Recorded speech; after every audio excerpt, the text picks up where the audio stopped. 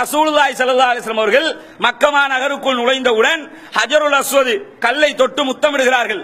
முத்தமிட்ட ரசூலுல்லாஹ் உடனே செய்த காரியம் என்ன தெரியுமா?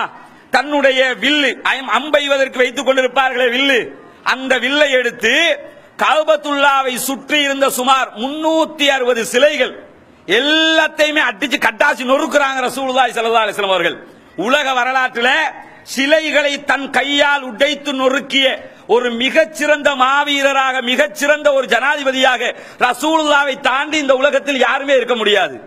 சிலைகளுக்கு எதிராக பிரச்சாரம் பண்ணி அதே சிலைகளை ரசூலுல்லாஹ் தன்னுடைய கரத்தாலே உடைத்து நொறுக்குகிறார்கள். நொறுக்குகிற நேரத்தில் ரசூலுல்லாஹி ஸல்லல்லாஹு அலைஹி வஸல்லம் அவர்கள் ஒரு அருமையான குர்ஆன் வசனத்தை ஓதி ஓதியே உடைப்பார்கள். 360 சிலையை உடைக்கிறாங்க. 360 நாளைக்கு ஏத்த மாதிரி சிலைகளை வச்சிருக்கிறான் பாருங்க.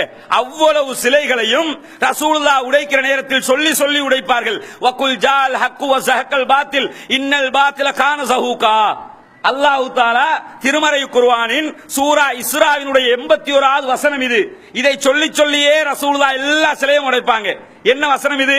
வகுல் நபியே நீங்கள் சொல்லுங்கள், ஜால் ஹக்கு வ ஸஹகல் பாத்தில் இன்னல் பாத்தில கான ஸஹூகா. சத்தியம் வந்தது, அசத்தியம் அழிந்தது, அசத்தியம் அழிந்தே தீரும். ரசூலுல்லாஹ் சொல்றதுல இருந்து என்ன உணர்ந்து சொல்றாங்க?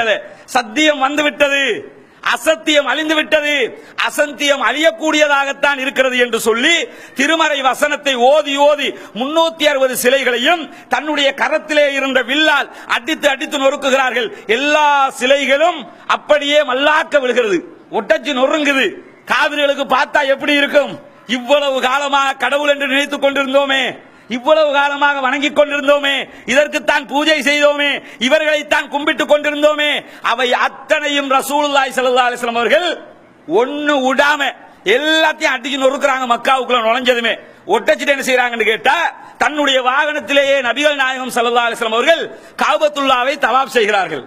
ரசூலுல்லாஹ் ஃபர்ஸ்ட்கே செஞ்சிருக்கலாம்ல, ஃபர்ஸ்ட்கே ஏன் செய்யல?